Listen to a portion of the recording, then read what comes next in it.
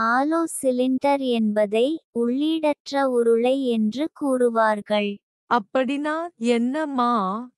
சம உயரமும் வேறுபட்ட ஆரமும் கொண்ட இணை அச்சு உருளைகள். புரியலம்மா. இங்கே ஒரு வட்டம் இருக்கா? இருக்கு.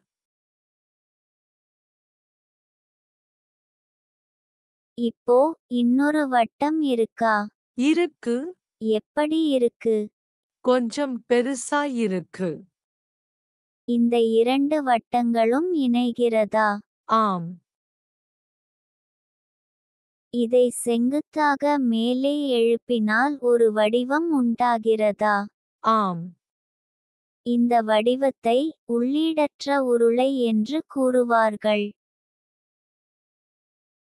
காணொளிகளை தொடர்ந்து பார்ப்பதற்கு சப்ஸ்கிரைப் பட்டனை அழுத்தவும், பிறகு பெல் பட்டனை அழுத்தவும்.